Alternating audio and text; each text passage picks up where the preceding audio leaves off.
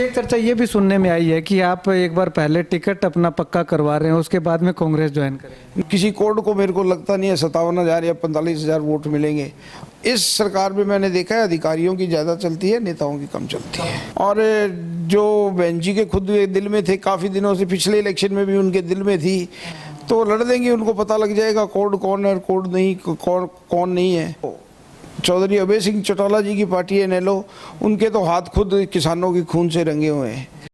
सिरसा का एकमात्र रेजिडेंशियल व डे बोर्डिंग स्कूल, जहां पर आपके बच्चे की शिक्षा, खेल एवं कंपटीशन की तैयारी एक साथ हो रही है। कक्षा 3 से हॉस्टल शुरू। कानपुर, दिल्ली, सीकर व साउथ इंडिया से स्टाफ कर्नल VH सिसोदिया व सूबेदार AIG लालचंद पारिक के मार्गदर्शन में बच्चों की 9वीं से ही कैरियर काउंसलिंग करके उन्हें उच्च दर्जे की डिफेंस की तैयारी करवाई जाती है। इस साल 23 बच्चों ने आर्मी की भर्ती पास की। एड्रेस: ज्ञान ज्योति पब्लिक स्कूल एवं डिफेंस व स्पोर्ट्स अकेडमी। 9992571111 8929551111। नमस्कार, स्वागत आपका के हरियाणा पे। मैं हूं आपके साथ रमेश जाखड़। ऐलनाबाद उपचुनाव आने को हैं। ऐलनाबाद उपचुनाव को लेकर के तमाम जो सरगर्मियां हैं वो तेज हो चुकी हैं। और अब अगर बात करूं तो ऐलनाबाद से भारतीय जनता पार्टी के प्रत्याशी रह चुके पवन बेनीवाल, जो कि एक कद्दावर नेता माने जाते थे भारतीय जनता पार्टी के, उन्होंने भारतीय जनता पार्टी के सदस्यता से इस्तीफा दे दिया, यानी कि भारतीय जनता पार्टी को त्याग दिया है। अब त्यागने के पीछे कारण क्या रहा? पवन बेनीवाल जी ने एक प्रेस कॉन्फ्रेंस की और उसमें बताया कि किसानों के साथ देने के लिए उन्होंने भारतीय जनता पार्टी का दामन जो है वो छोड़ा है। उसके बाद तमाम तरह की अटकलें जो है वो लगाई जा रही हैं, पवन बेनीवाल पे आरोप भी लगाए जा रहे हैं, इल्ज़ाम भी लगाए जा रहे हैं।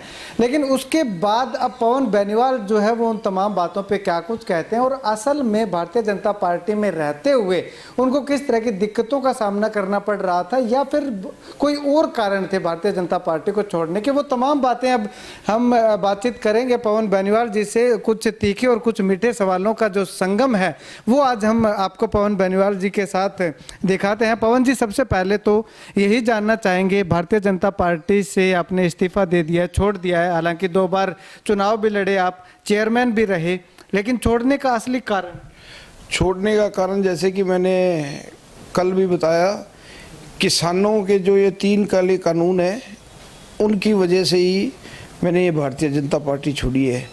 कुछ वो भी कारण थे, कुछ हमारे यहाँ के क्षेत्र के कारण थे, वो भी कारण थे, उनकी उपेक्षा हो रही थी, उसके कारण मैंने भारतीय जनता पार्टी छोड़ी है। पवन जी, अब अगर बात करें तो किसानों के लिए आपने भारतीय जनता पार्टी छोड़ी, लेकिन किसानों को आंदोलन करते हुए 6 महीने के लगभग समय हो गया। कहीं ना कहीं आपको लगता नहीं कि आप थोड़ा लेट हो गए, देरी कर दिया? नहीं, देखिए जी, मैं किसी पार्टी में था, मैं कोई इंडिपेंडेंट नहीं था या मेरी खुद की घर की पार्टी नहीं थी, मैं एक राष्ट्रीय पार्टी में था।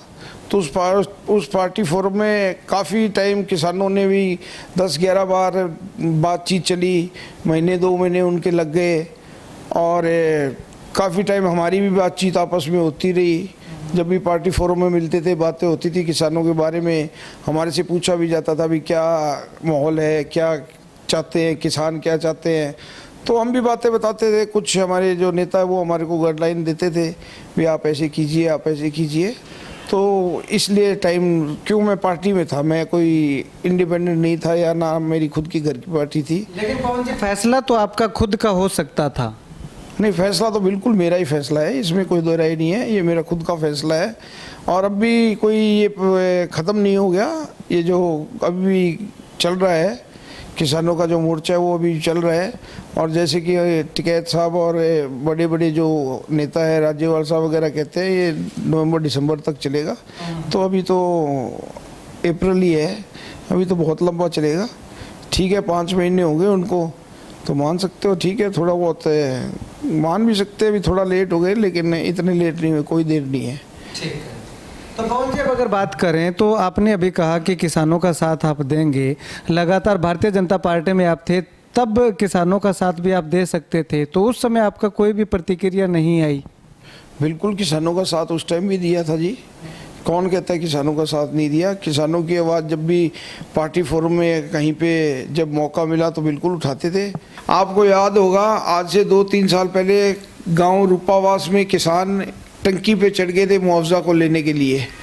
और उसी आंदोलन में जब वो किसान ऊपर चढ़े हुए थे तो आपके ऑपोजिशन के लीडर शायद उस टाइम अभय सिंह चौटाला होते थे, वो आए थे और एक बुजुर्ग आदमी बीच में बोला था, उनके साथ कितनी बदसलूकी की थी। उस टाइम भी मैं और आदित्य हम उन किसानों को लेके सीएम हाउस गए थे, उनको अच्छी तरह सीएम साहब से मिलवाया, उनको खाना खिलवाया और वो मुआवजा राशि सीएम साहब ने 20 दिन के अंदर अंदर जारी करवाई थी। किसानों के लिए मैंने ये काम किया था। लेकिन किसानों के साथ पार्टी में रहते हुए हम कैसे करें, जब किसी पार्टी में होता है तो अनुशासन या कुछ हमेशा कोई चीज़ होती है। लेकिन अब जब मैंने पार्टी छोड़ दी तो अब मैं फ्री हूँ, अब मैं जो चाहूँ वो मैं कर सकता हूँ। ठीक है, यानी कि जब आप पार्टी में थे तो जो आप चाहते थे वो कर नहीं सकते थे भाजपा? बिल्कुल नेचुरल सी बात है, जब किसी पार्टी में हो तो जो पार्टी की गाइडलाइंस है उसी के हिसाब से चलना पड़ेगा। यानी कि भारतीय जनता पार्टी की ये गाइडलाइन थी कि आप किसान आंदोलन में उनके साथ जाकर के नहीं बैठ? नहीं, ऐसी बात नहीं, ये नहीं उन्होंने कभी कहा भी उनके साथ नहीं बैठ सकते। उन्होंने हमेशा कहा भी किसानों को समझाइए, ये बिल किसानों के हक में है, जैसे कि ये जो तीनों कानून है ये हक में है। लेकिन जब किसान मानने को ये तैयार ही नहीं है भी जो हमारे हक में, जो हमारे को चाहिए ही नहीं कानून, तो हम हक में कैसे कह सकते हैं। तो इसको मेरे ये बात समझ में नहीं आई भी जो चीज़ किसानों को चाहिए ही नहीं वो उनको हक में कैसे होगी। बिलों को आप कैसे मानते हैं? आप बिलों को किसानों के हक में मानते हैं या खिलाफ? ये बिल्कुल खिलाफ है जी, बिल्कुल खिलाफ है। तीनों बिल जो है किसानों के बिल्कुल खिलाफ हैं। ये बड़े बड़े जो घराने औद्योगिक घराने हैं उनको फ़ायदा पहुंचाने के लिए ये, और मेन ये एमएसपी तोड़ने के लिए, जो मेरे को समझ आती है आखिर में आहिस्ता आहिस्ता करके एमएसपी ख़त्म करने के लिए ये सारे बिल थे। यानी कि आप भी किसानों के साथ अब आकर के खड़े हो चुके हैं? बिल्कुल किसानों के साथ खड़े हैं। पवन जी, अब अगर बात करें तो एक तो आप भारतीय जनता पार्टी में थे और अब आप भारतीय जनता पार्टी का पटका आपने उतार के साइड में रख दिया है, अब आप इंडिपेंडेंट हो चुके हैं, अभी तक कोई पार्टी भी ज्वाइन नहीं की है। तो दोनों के बीच में, दोनों समय अंतराल के बीच में कैसा महसूस आप कर रहे हैं? अभी तो मैं तो बहुत आज बिल्कुल आज़ाद महसूस कर रहा हूँ, क्योंकि जब मैंने छोड़ा है तो मन से छोड़ी है। मेरे को किसी ने धक्का दे के नहीं निकाला, मैंने अपने मन से, खुद के विवेक से, खुद के सोच समझ के, अपने यार दोस्तों से, अपने सपोर्टर से, सबसे सलाह मशवरा करके फिर छोड़ी है। यानी कि अब बहुत ज़्यादा फ्री महसूस कर रहे हैं अपने आप? अरे बहुत ज़्यादा फ्री क्या महसूस कर रहे हैं, इसमें बहुत ज़्यादा फ्री महसूस करने वाली क्या बात है। पवन जी, अब अगर बात करें तो आपने इस्तीफा दे दिया, इस्तीफा देने के बाद या भारतीय जनता पार्टी को छोड़ दिया, छोड़ने के बाद तमाम तरह की जो चर्चाएं हैं, आउटपुट है, वो निकल करके सामने आ रहा है। इधर निताशा सियाग जो हैं कहती हैं कि बीजेपी का एलनाबाद से कोड दूर हो गया, कोड निकल गया।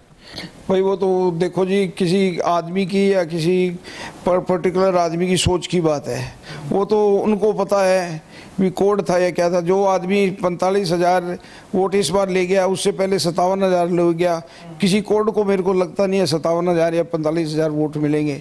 और जो बहन जी के खुद दिल में थे काफ़ी दिनों से, पिछले इलेक्शन में भी उनके दिल में थी इलेक्शन लड़ने की, और कल भी मैंने सुना है वो सीएम साहब के पास गए थे और वहाँ पे लिख के दे के आइए भी मेरे को अगला इलेक्शन एलनाबाद से लड़ाया जाए, तो लड़ देंगे। उनको पता लग जाएगा कोड कौन है और कोड नहीं, कौन नहीं है, वो तो जनता, जो एलनाबाद की जनता वो बता देगी अच्छी तरह।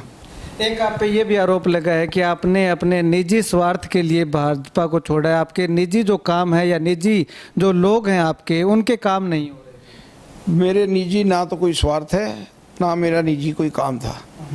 और जो लोग मेरे साथ थे भारतीय जनता पार्टी में, 45,000 वोट ये मेरे निजी नहीं हो सकते। 45,000 वोट, 45,000 आदमी मेरे साथ थे, 45 का मतलब है। तो 45,000 आदमियों के अगर काम नहीं होंगे, जो हमारे मेन समस्या है, जैसे सेम की समस्या थी या कोई नहरों की जो समस्या थी, और जो कोई पुल की समस्या थी, जो बड़ी बड़ी समस्या थी, वो भी सिर्फ सीएम अनाउंसमेंट पे, उन पे कोई धरातल पे काम नहीं हुआ।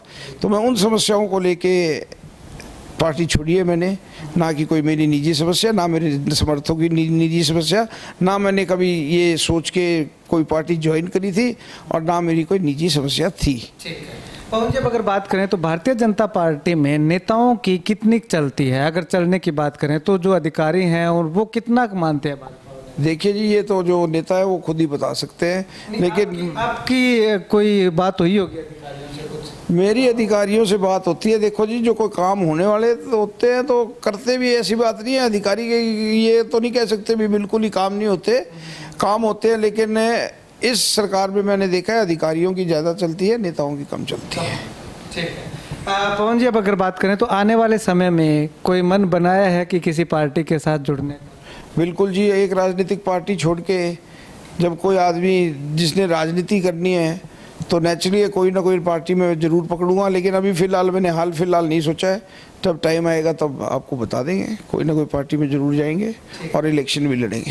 एक प्रेस कॉन्फ्रेंस आपने जब कल की थी तो उसमें कहा था कि जो किसानों के हित की बात करेगी उस पार्टी के साथ जुड़े। बिल्कुल, जो पार्टी किसानों के हित की बात करेगी उस पार्टी के साथ जाएंगे। लेकिन इनेलो भी दावा कर रही है, क्योंकि अभय सिंह चौटाला ने इस्तीफा दिया है, किसानों के हित के लिए उन्होंने कहा, लेकिन कांग्रेस भी इधर बात कर रही है कि वो भी किसानों के साथ खड़ी हुई है। हरियाणा में 2 पार्टियां हैं, तो दोनों में से कौन सी पार्टी?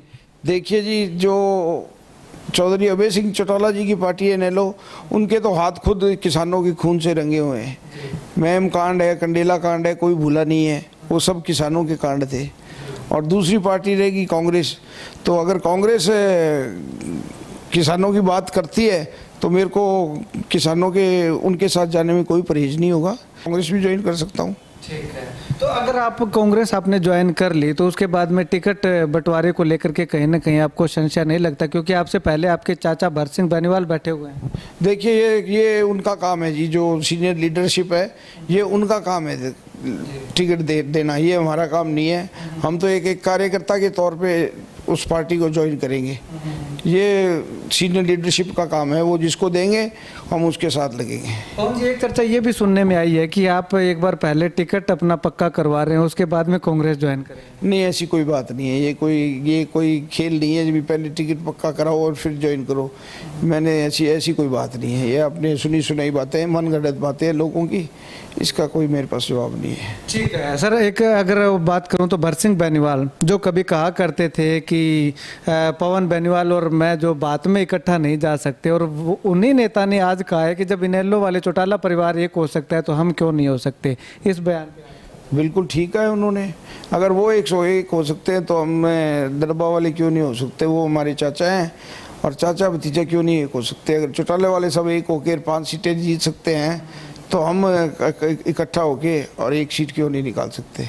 उन्होंने ठीक कहा है बिल्कुल।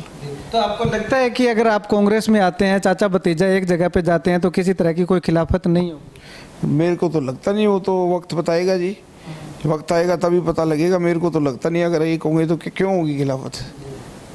लेकिन एक भरत सिंह बेनीवाल जी का ये भी कहना है कि अगर कांग्रेस ने उनको टिकट नहीं दिया, किसी और प्रत्याशी को आजमाया, तो 10,000 से ऊपर वोट नहीं है।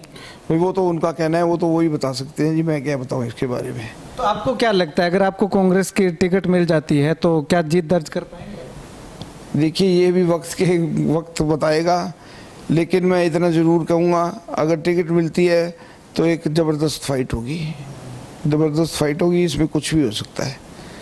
अगर पीछे की बात करें पवन जी, जब आप भाजपा में थे तब आप पे काफ़ी सारे आरोप लगे थे, नाम लेकर के आरोप आप पे लगाए गए थे, आपकी छवि काफ़ी खराब हुई थी, लेकिन उसके बाद उस छवि को सुधारने का कोई प्रयास? मेरी छवि कभी खराब नहीं हुई। अगर मेरी छवि खराब होती तो मेरे को टिकट नहीं देती, कोई भी पार्टी नहीं देती। भाजपा एक राष्ट्रीय पार्टी है।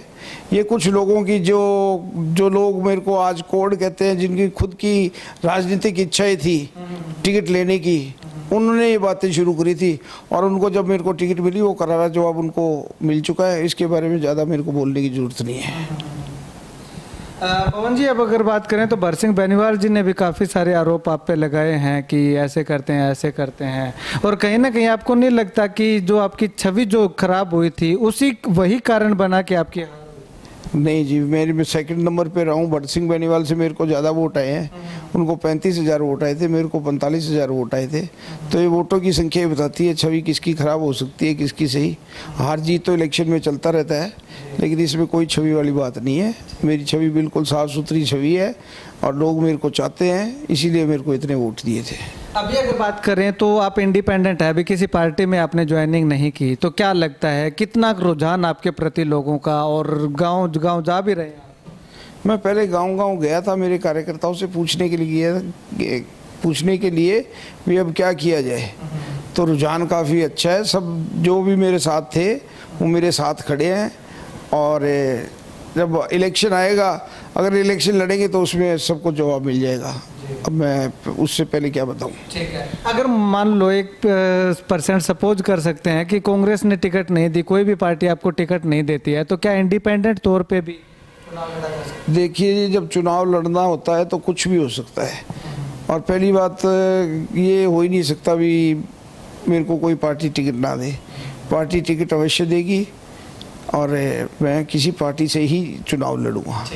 अभी आपने कहा था कि आपने भारतीय जनता पार्टी की आपको टिकट मिली थी, आपकी छवि बिल्कुल भी धूमिल नहीं हुई थी, लेकिन ऐसे में आप ही के चाचा हैं भरसिंह बेनीवाल, उन्होंने कहा था कि आप तो टिकट पैसे दे के खरीद करके लाए।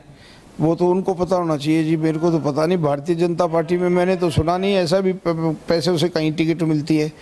कोई भी पार्टी हो वो विनिंग कैंडिडेट को टिकट देती है, पैसों से टिकट भारतीय जनता पार्टी में जहाँ तक आज तक मेरे को पता है, मैं 2 बार चुनाव लड़ चुका हूँ, ना तो कभी कोई ऐसी बात हुई है, ना थी, ना है। और आगे क्या होगा क्या नहीं है तो मेरे को पता नहीं, इसके बारे में तो मैं कह नहीं सकता। लेकिन इतना अवश्य है, ऐसी किसी पार्टी पे ब्लेम लगाना ये बिल्कुल गलत बात है।